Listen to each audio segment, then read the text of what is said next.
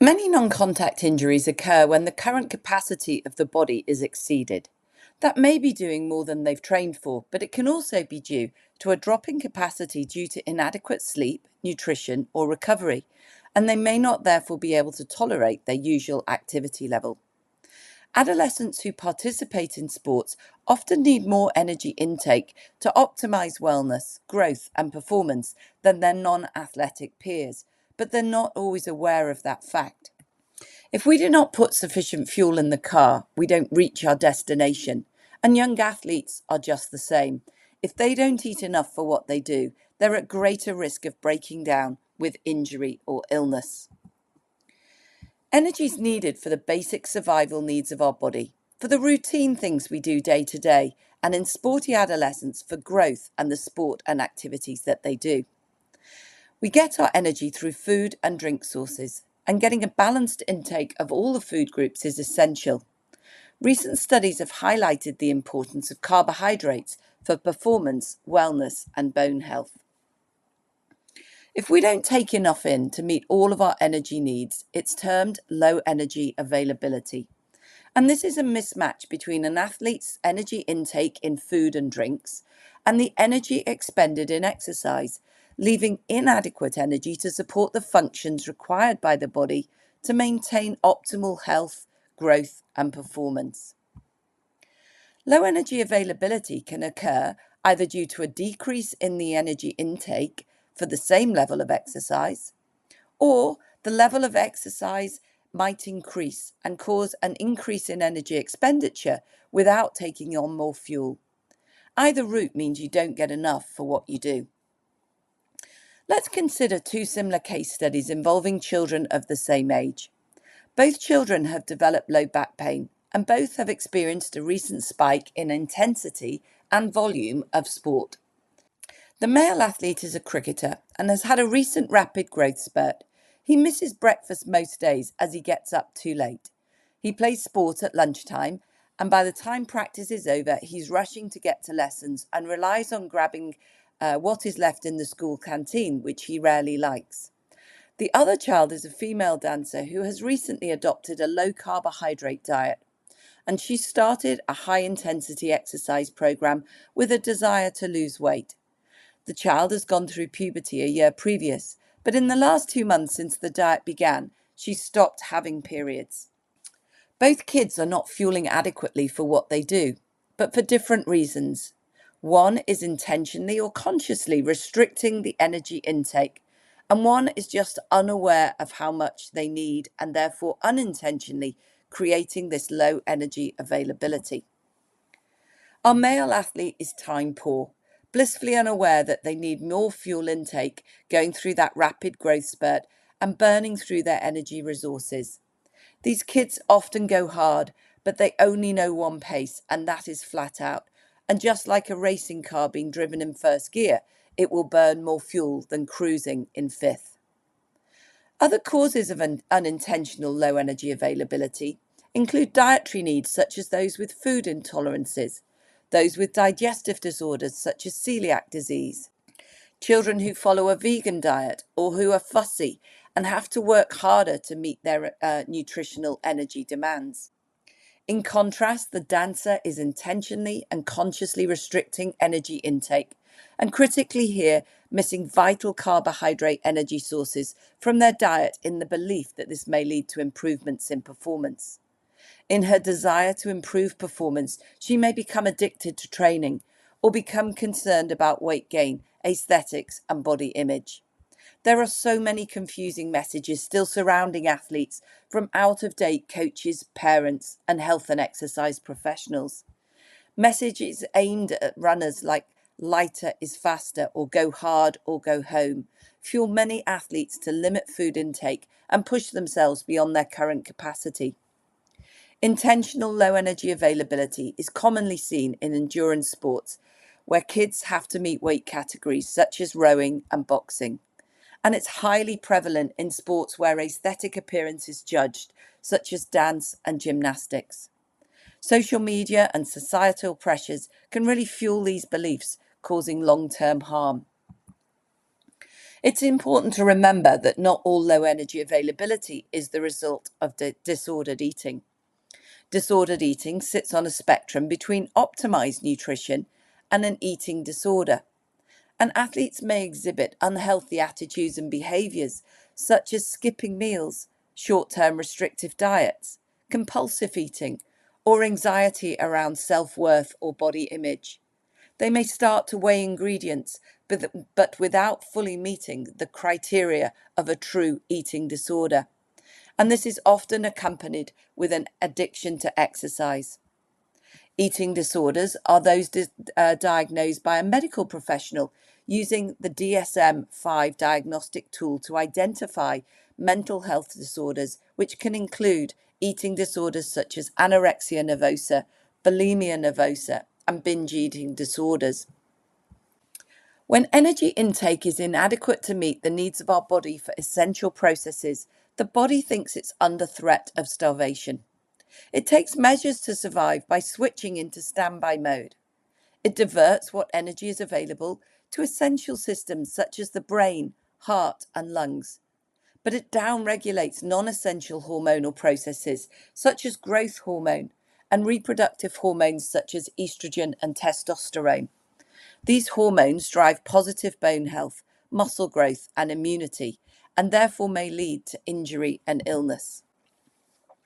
This cascade of hormonal reactions can be explained in terms of a mobile phone. The human body in low energy availability is like a mobile phone in power saving mode.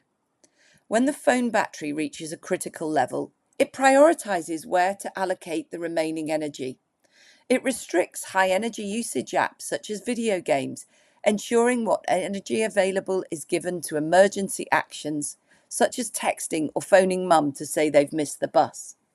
The only way to restore full functionality is to plug the phone into an energy source in much the same way as children need recovery and refueling to top up energy reserves needed for wellness and performance. Hormones are responsible for bone health, for repair, protein synthesis involved in muscle growth, and for growth in height. It's not just low energy availability that can affect hormone balance. Hormones are stimulated during sleep and recovery, and failure to schedule recovery into your training plan can also limit the potential of the body to adapt to training stimuli and affect performance. In female athletes, regularity of their menstrual cycle is an easy way to track hormonal status. When energy availability is good, girls usually experience more regular periods. However, other medical conditions can affect this, so if periods do become irregular or stop, a medical opinion should be sought. With a drop in sex hormones, girls may experience a delay in onset of puberty.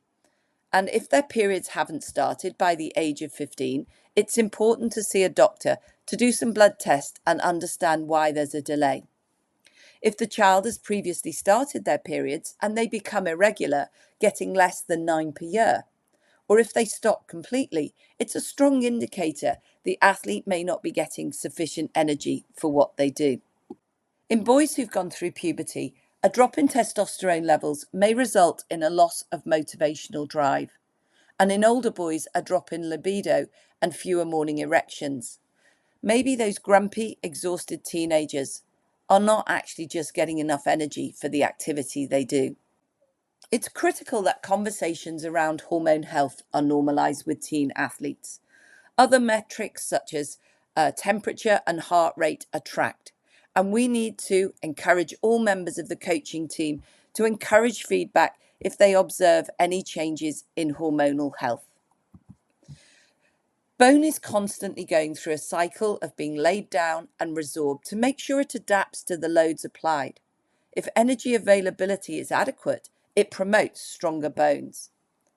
But if energy availability is inadequate, it can slow down this bone turnover process, with less bone being formed, and this results in a reduction in bone mineral density and a greater risk of bone stress injuries and stress fractures.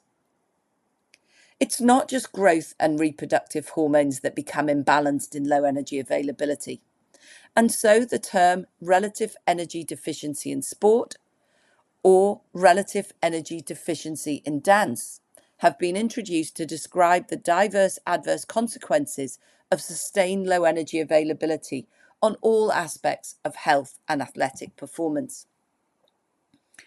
There are both psychological and physical impacts to low energy availability. We've discussed how the reproductive hormones can alter bone health, but athletes may also present with digestive dysfunctions, poor healing time. They may struggle to build muscle despite training, and they may start to get recurrent viruses and lots of niggly injuries. Everyone is different, so the presentation varies across individuals. Athletes may experience a drop in mood, and that may present with problems at school from a loss of concentration or the desire to interact socially. They may have more extreme mood swings or develop anxiety or depression. And many will lose motivation for things they've previously enjoyed. It should be stressed that not all low energy availability is associated with disordered eating, but in athletes' desire to improve their performance, they may become addicted to training or become more concerned about weight gain. What is important is that not every adolescent who has a drop in performance or who gets recurrent infections or irregular periods has a diagnosis of relative energy deficiency. There are many reasons for these types of symptoms, and so if a child starts to experience persistent symptoms, it's worth seeing a doctor and getting some blood tests done. The aim of treatment in relative energy deficiency in sport or dance is to restore optimal energy availability through changes to their diet or changes to exercise level or intensity. In some athletes, learning to fuel more effectively and introducing more low-intensity training days with adequate planning for recovery may be enough to restore balance. But there may be some resistance in athletes to making changes to either their diet or their exercise level.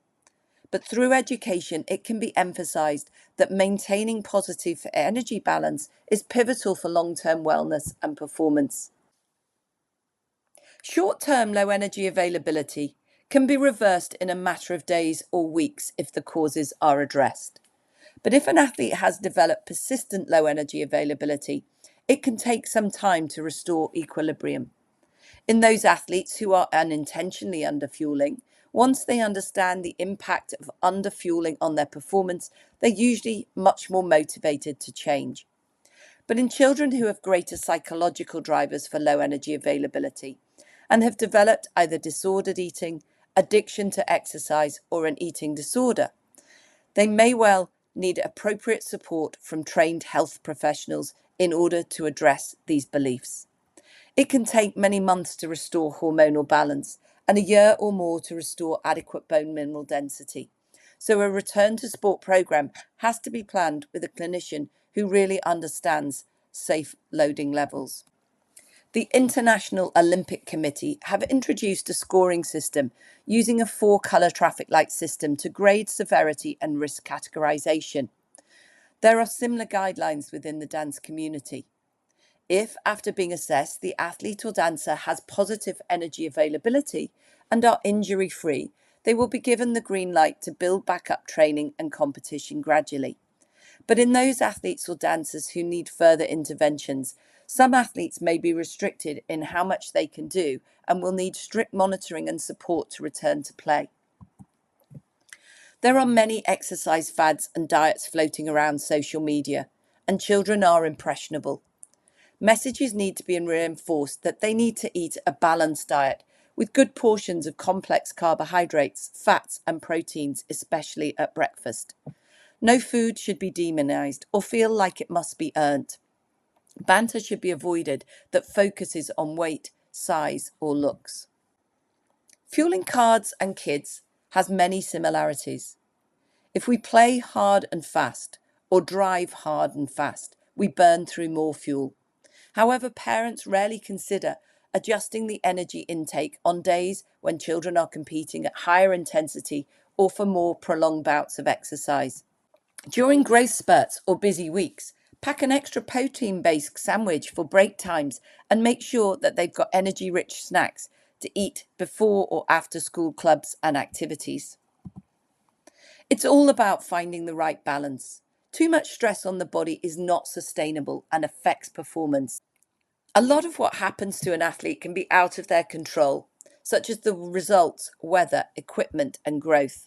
However, their fuel combined with their recovery for their sport is something which is under their control. And once they learn to appreciate how effective fueling can enhance their athletic ability and performance, they may feel better able to cope with things that aren't under their control. We need to help children to plan training and recovery days and to listen to their body when it's struggling.